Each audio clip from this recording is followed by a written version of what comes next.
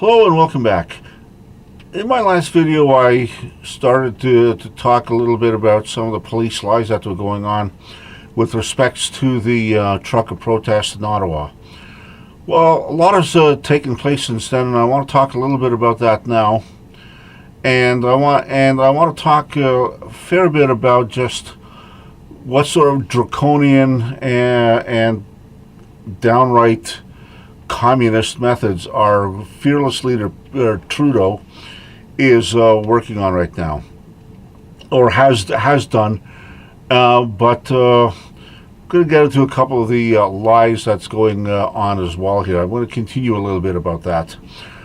This is going to be a fairly long one, so have a seat and just enjoy this one because there's a lot of material to cover.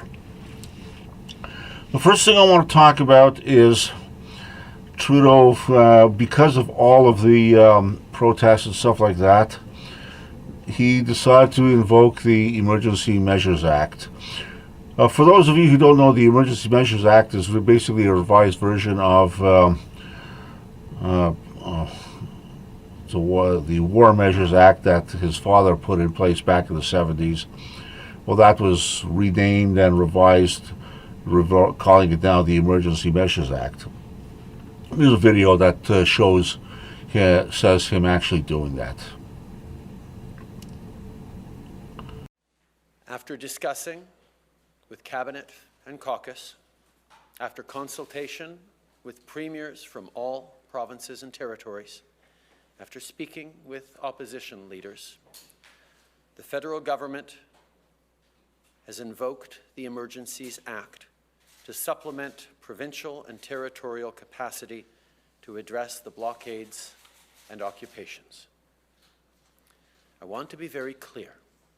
The scope of these measures will be time-limited, geographically targeted, as well as reasonable and proportionate to the threats they are meant to address. The Emergencies Act will be used to strengthen and support law enforcement agencies at all levels across the country. This is about keeping Canadians safe, protecting people's jobs, and restoring confidence in our institutions. Here's how the measures we're taking today will help get the situation under control. The police will be given more tools to restore order in places where public assemblies can constitute illegal and dangerous activities, such as blockades and occupations as seen in Ottawa, the Ambassador Bridge, and elsewhere. These tools include strengthening their ability to impose fines or imprisonment. The government will designate, secure, and protect places and infrastructure that are critical to our economy and people's jobs, including border crossings and airports. We cannot and will not allow illegal and dangerous activities to continue. The Emergencies Act will also allow the government to make sure essential services are rendered, for example, in order to tow vehicles blocking roads. In addition, financial institutions will be authorized or directed to render essential services to help address the situation, including by regulating and prohibiting the use of property to fund or support illegal blockades. And finally, it will enable the RCMP to enforce municipal bylaws and provincial offences where required. This is what the Emergencies Act does. Let me be equally clear about what it does not do. We're not using the Emergencies Act to call in the military. We're not suspending fundamental rights or overriding the Charter of Rights and Freedoms. We are not limiting people's freedom of speech. We are not limiting freedom of peaceful assembly. We are not preventing people from exercising their right to protest legally. We are reinforcing the principles, values, and institutions that keep all Canadians free. Why is he doing that, you might ask? Great question. Glad you asked. Well, according to him, protesters need to be monitored. Apparently, people who protest are, well, as you saw in another video, that if you were protesting against COVID, you are now committing a criminal act. So he wants people, the protesters, to be monitored. Again, here's a video of him saying that. I want to make something very clear. The illegal blockades seeking to take our neighborhoods and our economy hostage, and the collective COVID fatigue we are facing, are two very separate things. If you joined the protests because you're tired of COVID, you now need to understand that you are breaking laws. The consequences are becoming more and more severe. You don't want to end up losing your license, end up with a criminal record, which will impact your job, your livelihood, even your ability to travel internationally, including to the US. We've heard your frustration with COVID, with the measures that are there to keep people safe. We've heard you. It's time to go home now. The threat continues. We do see, whether it's social media activity or people who continue to be focused on protesting and perhaps illegal protesting, that we need to be monitoring. But the acute emergency that gave rise to the invocation of the Emergencies Act 10 days ago, that there were occupations so solidly implanted that the police didn't have the kind of resources or tools available to dislodge them, that emergency is now over. We spent the last 2 days hearing from law enforcement and from public safety experts who reassured us that the tools available to police to prevent further occupations, tools that were used quite effectively by police services in cities like Toronto and Quebec City over the past weeks, would be sufficient to prevent, even as people continue to threaten to restore blockades or occupations, it would be sufficient to use the tools regularly at hand for police services to prevent further emergencies.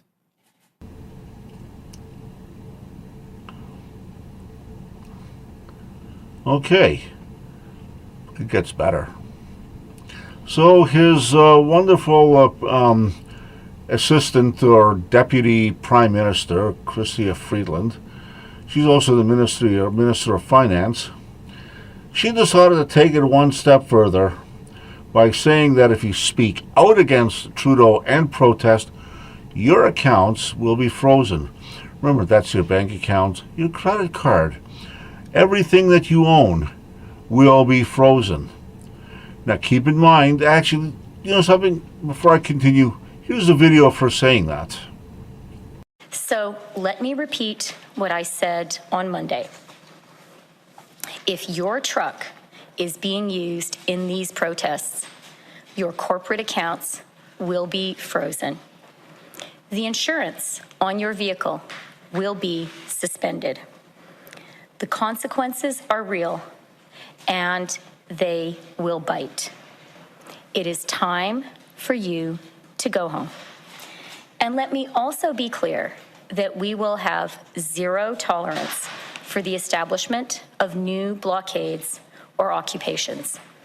We now have the tools to follow the money. We can see what is happening and what is being planned in real time. And we are absolutely determined that this must end now and for good. Okay, so you saw the video.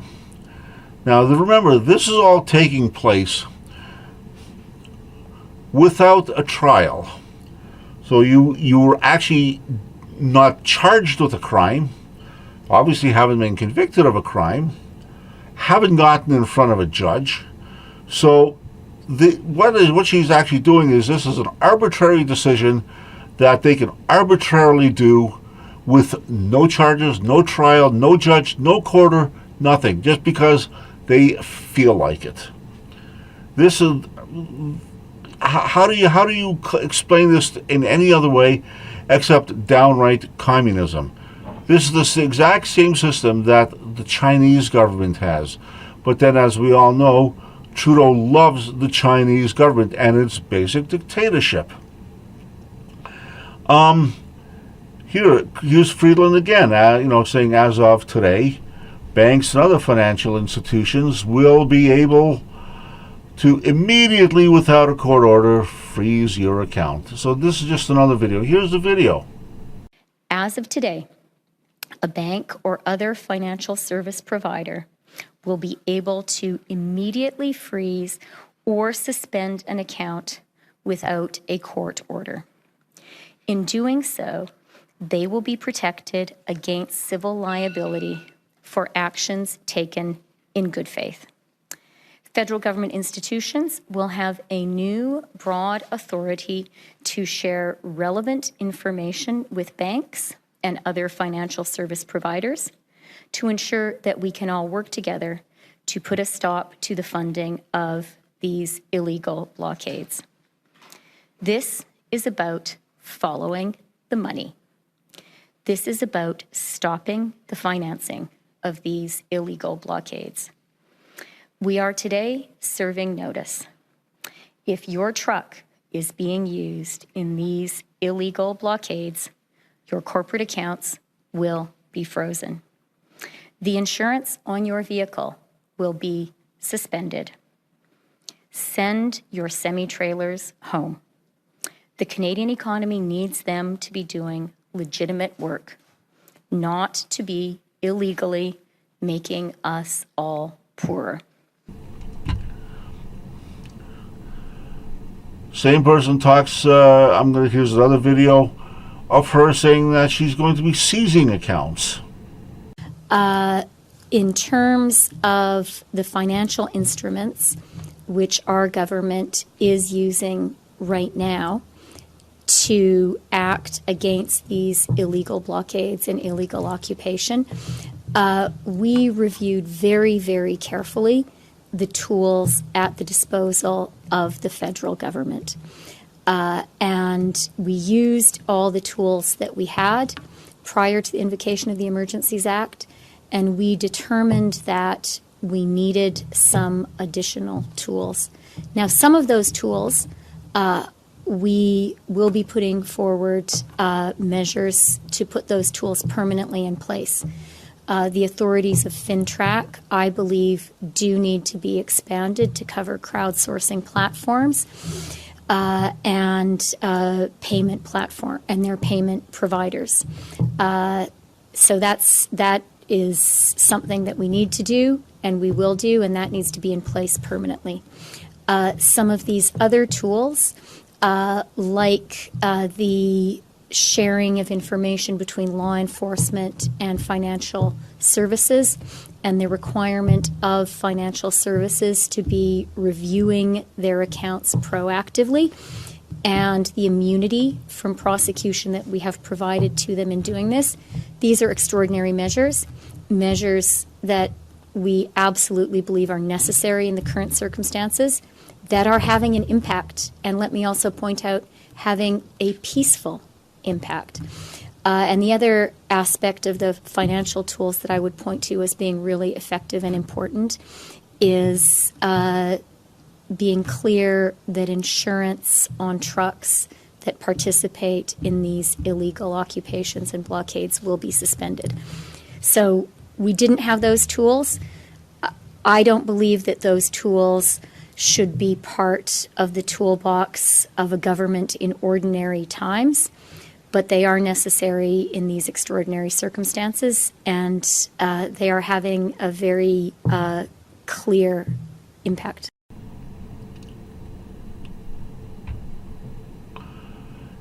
Then here's another video of her saying people, with both individuals and entities, will also have their crypto accounts frozen. So you're confirming that accounts have been frozen, both personal and corporate, but you're not releasing the information. And the actual follow-up is, I'm just wondering whether the bank accounts will be targeted of individuals who donated to the Give, Send, Go and the GoFundMe campaigns. Are they considered designated people under the Emergencies Act, meaning that their credit cards could be cut and financial services are targeting them as well? Okay, so the names of both individuals and entities, as well as crypto wallets, have been shared by the RCMP with financial institutions, and accounts have been frozen, and more accounts will be frozen. Crowdfunding platforms and payment service providers have started the registration process with FinTrack. In terms of the specifics on whose accounts are being frozen, you now have the regulations. The financial service providers have those regulations as well, and they, working with law enforcement, will be making the operational decisions. Now, they don't have the authority to do that because simply they're doing it without a court order, without justification. This is just because, well, they feel like it, because they think they can do it. Trudeau says that this is not even a peaceful protest. But hang on a second. I've got. What if I showed you a police video of the chief of police in Winnipeg saying there's absolutely no threat to this protest? In fact, it's one of the most peaceful that he's ever seen. Don't take my word for it. Here's a video on that too. I think this becomes a bit of a political discussion, not a police discussion. I think there are going to be people, whenever there's a protest, who are not happy with the position of the protesters. And I think in the climate we live in now in 2022, there's a fair degree of polarization. I can tell you that while people have made comments that they do not feel safe downtown, we have officers who are on scene 24/7. I've personally spoken to many of those officers who have said consistently the same message, that this is one of the most reasonable and most welcoming group of protesters they've ever encountered. That is from frontline uniform officers standing on Memorial up into including senior officers who've been in negotiations with the leaders. So while I understand that people are saying they're not happy and some people feel that the situation is intimidating, I think that is not to be unexpected when people hold vastly differing views, but that does not mean that the feelings of intimidation are actually based on reality or actually what police and law enforcement would view as intimidating. And we see examples of intimidating behavior all the time. I think we are pretty good at being able to assess the difference between what is in fact real intimidating behavior and what are perceptions. And I don't want to minimize those perceptions, but we can't alter people's perceptions. Our attempt is to keep everybody safe, and we've been able to do that. Yeah. Let's face it, they're not as. Here's another. It's a bit of a comedy video on a short one. But like I said, the Trudeau government, they're not even trying anymore. You know, they're just arbitrarily doing this and doing that just because they feel that they can do whatever they feel they want with impunity. The scope of these measures will be time limited. Now, some of those tools, we will be putting forward measures to put those tools permanently in place. Time limited. Permanently in place. Time limited. Permanently in place. However, 2 days after Trudeau invokes the Emergency Act, he had to end it. Here's a video of him ending it. And today, after careful consideration, we're ready to confirm that the situation is no longer an emergency. Therefore, the federal government will be ending the use of the Emergencies Act. We are confident that existing laws and bylaws are now sufficient to keep people safe. Of course, we'll continue to be there to support provincial and local authorities if and when needed. And I want to reassure Canadians Law enforcement agencies are prepared to deal with anyone engaging in unlawful or dangerous activities. Police officers will continue to be there to protect our streets and neighborhoods within their jurisdictions.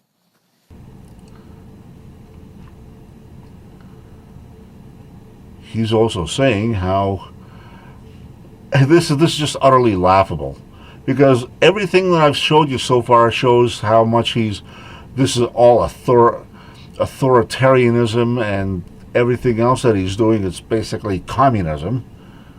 Yet, here's a video of him saying he stands against authoritarianism. Come on, Trudeau, what is it? Which is it? Canada and our allies will defend democracy. We are taking these actions today to stand against authoritarianism. The people of Ukraine, like all people, must be free to determine their own future. We will continue working with our international partners to safeguard Ukraine's territorial integrity and prevent further Russian aggression. To give you an idea of just how stupid and idiotic the Liberals are, and they'll use anything to cry foul, to cry offensive, and this and that. Here's a Liberal minister, I kid you not. According to her, Hong Kong is really Heil Hitler. I'm not joking, but don't take my word for it. Here's the video. How much vitriol do we have to see of Hong Kong, which is an acronym for Hail Hitler, do we need to see by these protesters on social media?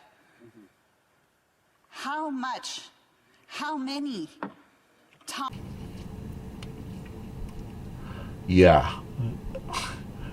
These are the people that are running this country.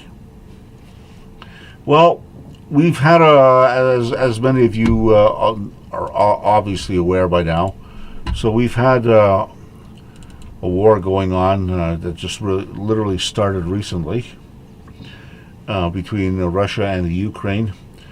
I'm not going to get into the sides of that because, frankly, I don't have all the details. I don't know the full background of everything that's going on in here. But Trudeau is pretty quick to jump on it. He's immediately saying that he's claiming support for one side and not on the other side. He's telling Putin, that he's going to be severely sanctioned. I mean, let's face it, Putin is just laughing at this guy, pretty much just like the entire world is. But the media seems to be eating all this up. So much so, and I'm going to get into this a little bit later on in another series about how the media just outright lies to you. But here is CNN. Again, they just can't wait to make up stories that are completely and utterly untrue. Here's two screenshots of a CNN story from two different times. The first one is a guy who CNN claims was killed in, let me just see here.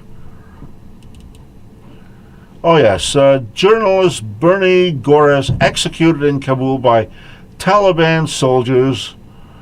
And this was done, it looks like on August the 16th of 2021. However, oh no, February the 23rd, 2022. The exact same guy is. We are sad to announce that the first American casualty of the Ukraine crisis has taken place. Thoughts and prayers with the family of activist Bernie Gores, who passed away this morning after a mine planted by Russian-backed separatists exploded. They're not even trying to hide this anymore because they're using the exact same photo of the guy, same background, same clothing, same everything. So how many times does this guy actually get killed? That's a good question. I don't know, because I don't have that answer. But it looks like he's been killed twice. So this is your media, the same media who's giving you one-sided information about the trucker protest, but doesn't actually bother to do any research on this. However, I want to get into one other thing over here, back to the Liberals. The reason that the whole Emergency Measures Act was revoked has a lot to do with Agenda 21 and the World Economic Forum. Well, it just so happens that the World Economic Forum has as its members, among Trudeau, Freeland, our Deputy Prime Minister, Mark Carney, our former Governor of the Bank of Canada, Jagmeet Singh, who's a member of the opposition and the leader of the NDP party, Michelle Rempel, member of the Young Global Liberals, Michelle Jolly, the Minister of Economic Development, and Ailish Campbell is the Chief Trade Correspondent, or Commissioner rather, and ADM of Global Affairs Canada. Now, I'm going to put the link on that up in the comment section, because it's kind of important that you guys read this, because this shows exactly who's running everything in here. And while obviously the government is running everything, but who is running the government is the big question. So let me just pull that up here for a moment, and we'll see here. I'm just going to grab it off online and bring it up. Like I said, I'm going to put the comments, the link rather, in the comment section so you can see it. You really need to see this. And hang on, just bear with me.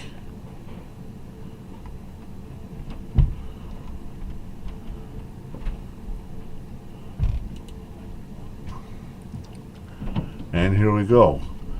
So, what this link is, it's just loading up here.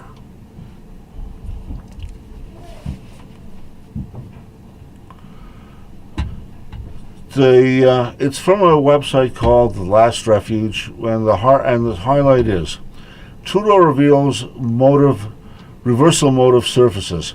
Canadian Banking Association was approved by the World Economic Forum to lead digital ID creation.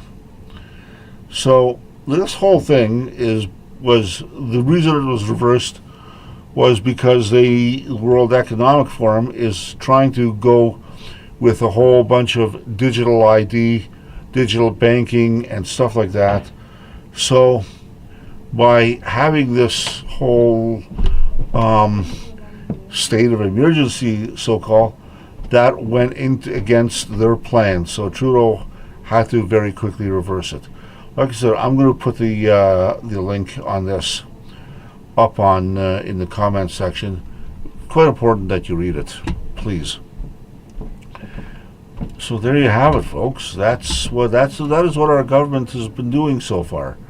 Now I'm going to get into a couple of other things a little bit later on in some other videos, but I want you to understand just how sinister your government is and what exactly is going on in front of you. Why have you not heard about COVID recently? Of course, we have that Ukraine war going on, but here's the problem, is that the narrative is being changed to deflect your attention from one area to another while other things are going on behind your back. It's always like that with media, so just make sure that you do understand exactly what's happening. The government will lie to you and screw you over any possible way they can. Don't forget that. Until next time, see you later, and thank you for watching.